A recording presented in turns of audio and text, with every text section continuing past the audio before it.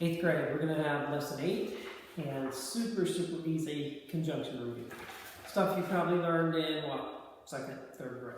Okay, so conjunctions, we have the coordinating conjunctions, and, but, or, nor, for, yet. And then the correlative conjunctions, either or, neither nor, not only, but also. And your job in your exercise is simply find them. You are supposed to circle all of these and underline all of these. And let me just count them. So if you grab your pen, you can see, I see 1, 2, 3, 4, 5, 6. Okay, 1, 2. I'm probably going to tell you wrong, so I should be careful. 1, 2, 3, 4, 5, 6. I think I see 7 coordinating, and then 1, 2, 3, maybe about 4 sets of the correlatives. I might be wrong on that, but anyway, that's what I'm seeing. Okay, so that should be pretty easy. The main thing that is important here with all of these, they're really pointing it out with the correlatives, but they must join parallel parts. So if you're joining things together, you must join a word with a word, a phrase with a phrase, and a clause with a clause. You can't join words with phrases, words with clauses, and so on. Okay, but they're really pointing it out on page 25 toward the top. After number 7, it says the words or sentence parts that follow correlative conjunctions should be parallel. And that's what we mean by parallel. You're joining words with words, phrases with phrases, clauses with clauses, and not the other way around. So, here's one that's wrong. They say, either your coat is in the closet, in the hall closet, or at the dry cleaners.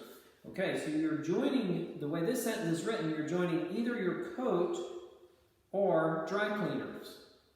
Okay, that's not what you mean. Or at the dry cleaners. Yeah, coat or at the dry cleaners. That's what you're joining the way it's written. And so you could have written this sentence, either your coat or your hat is at the dry cleaners. You know, you could have joined a coat with something else. But you can't join coat with at the dry cleaners. So you need to rewrite the sentence to join the parts you intend to join. Your coat is either in the hall closet or at the dry cleaners. So now you're joining 2 prepositional phrases, in the hall closet, at the dry cleaners. And that's correct. Okay. A second part of this, which is very related, each part of the correlative conjunction I'm reading now from your book must be placed immediately before the parallel elements. So that simply means you can't put these anywhere you want in the sentence. They need to be right before the parts you're going to join. Either the books are due on Monday or Tuesday.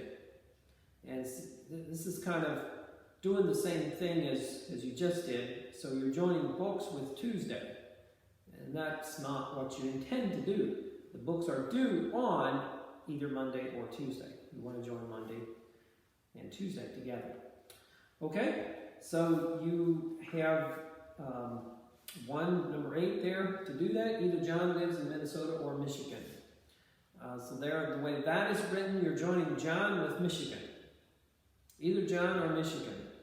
That's not what the person intends to say. So you write it to join the parts together that are meant to be joined together.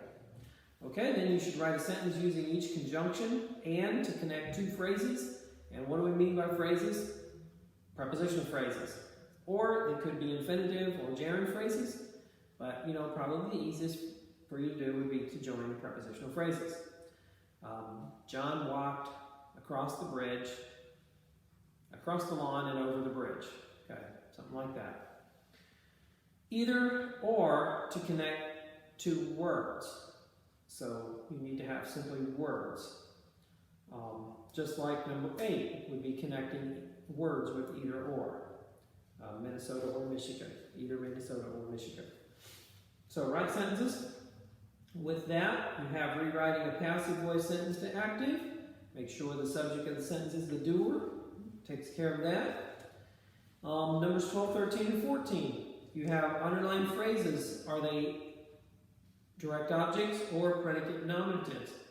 Look at the verb. If it's an action verb, it's going to be in the direct object. If it's a linking verb, it will be your predicate nominative. Okay, I didn't see anything else that looked too hard. Number 16, write a vivid verb. Remember that? Where we needed to write, Anna carefully read the hospital bill, so just put something else instead of carefully read. That is a vivid verb, but remember it has to be a verb. Okay, so circle the letter of the definition. We just had that a few days ago. And then writing the complex sentences. Okay, I think you are good to go.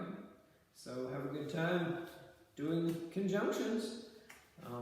You're just sort of breezing out with this easy stuff, right? Okay, have a good day.